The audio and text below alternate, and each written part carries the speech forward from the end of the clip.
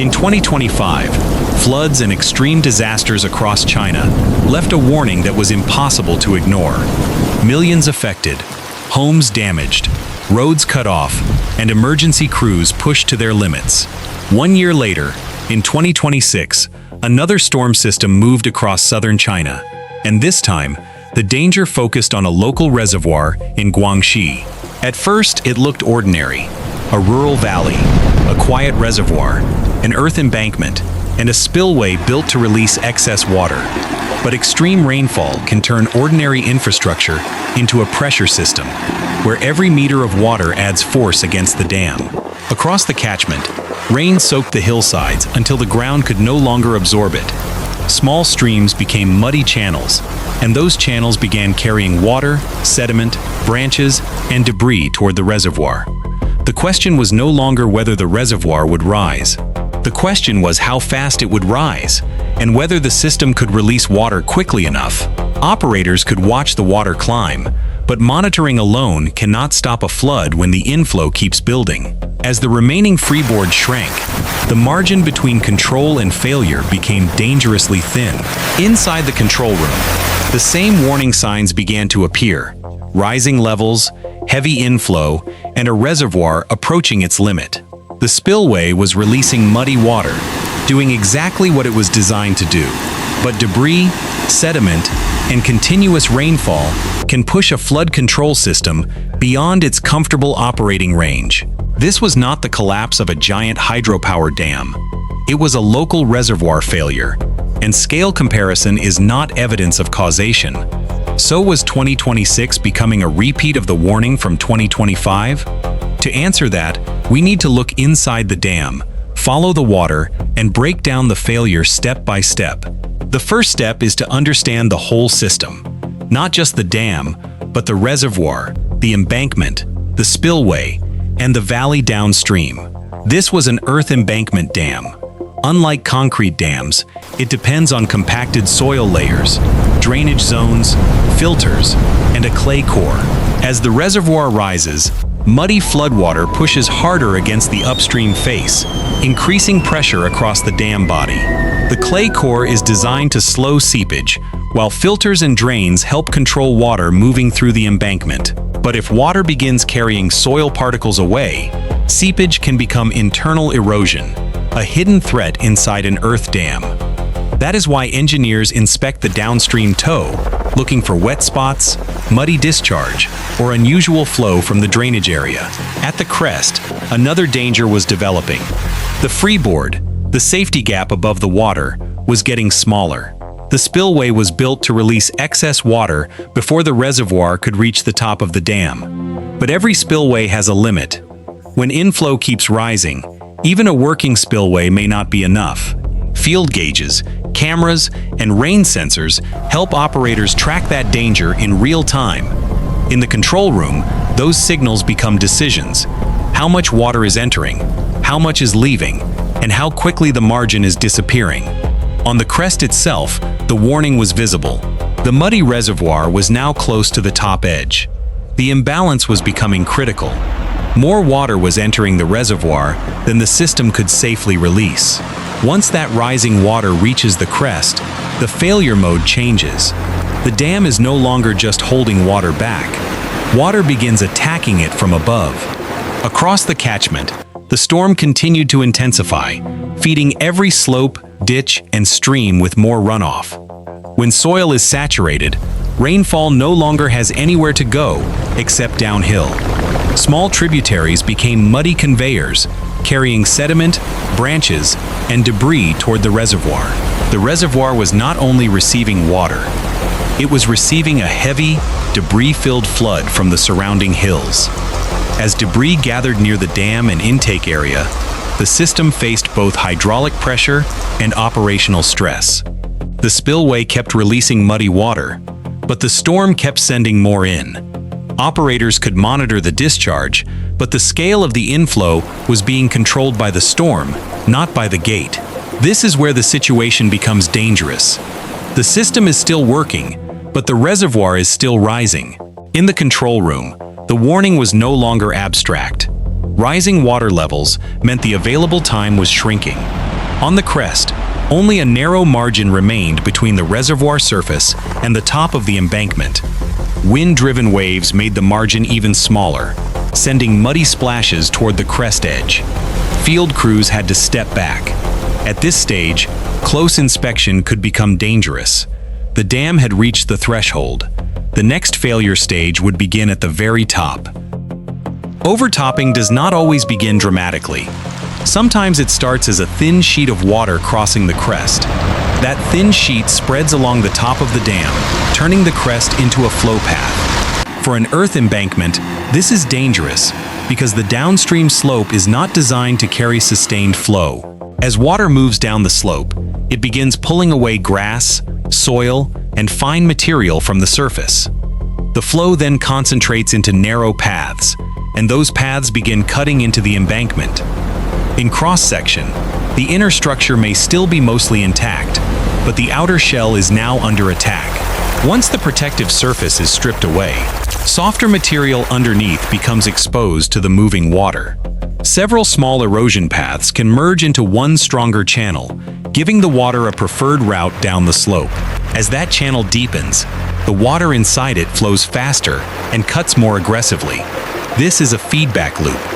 Faster water causes deeper erosion, and deeper erosion allows even faster flow.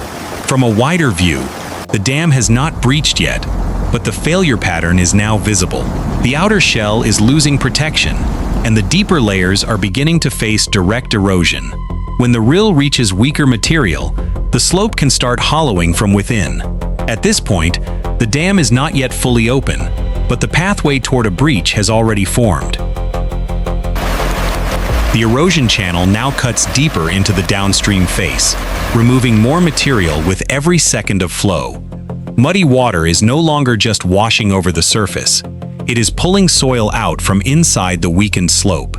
As material is removed, a small internal void can begin to form behind the visible erosion channel.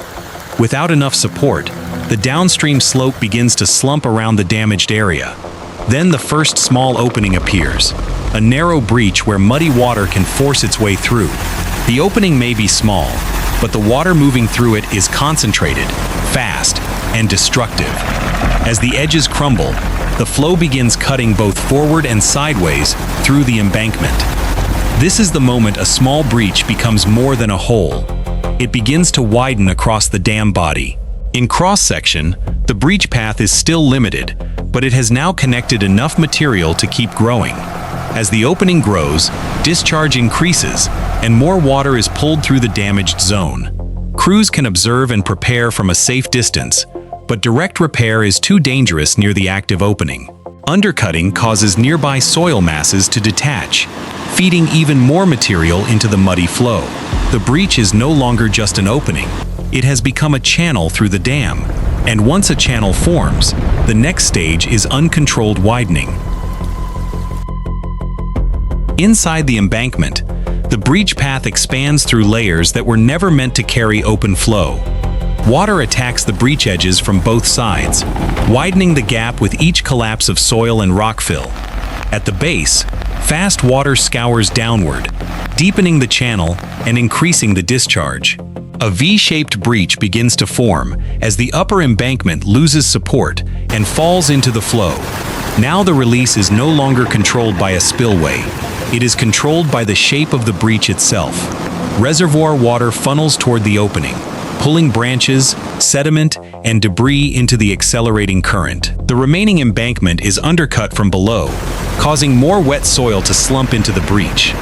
Debris and eroded material rush through the opening, turning the flow into a dense, muddy surge. Downstream, that surge strikes the channel below the dam and begins moving into the valley. At this stage, crews cannot approach the breach directly. The priority is safety, observation, and preparation for later stabilization. From above, the failure is clear. The reservoir is draining through a growing break in the embankment. Near the breach, falling water lines reveal how quickly stored water is being released. This is the peak breach flow, the most violent phase of the uncontrolled release. After this point, the failure is no longer only a dam problem. It becomes a downstream flood problem. The flood first follows the natural downstream channel, carrying mud, branches, and sediment through the valley. When that channel cannot contain the flow, water spreads into low farmland and rural paths. Local roads are often the first lifelines to fail, because even shallow flooding can cut access. A bridge may remain standing, but if its approaches are flooded, the crossing becomes unusable. Evacuation is not only about moving people, it is about moving them before the roots disappear. Rescue boats can reach areas where roads no longer function, especially in shallow rural flooding. Emergency vehicles must move carefully, because muddy water can hide road edges, holes, and damaged surfaces. Higher ground becomes temporary infrastructure, a safe place to organize people, supplies, and information. Engineers then assess the downstream flow path, where water is moving, which roads remain usable, and where repair crews can enter. Sandbags cannot stop a major flood, but they can protect key access points long enough for response work. As evacuation stabilizes, the operation shifts toward heavy civil engineering logistics.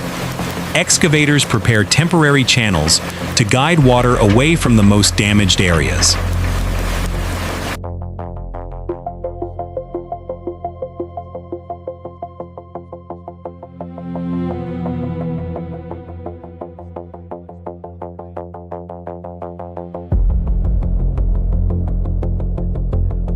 From above, the impact is visible.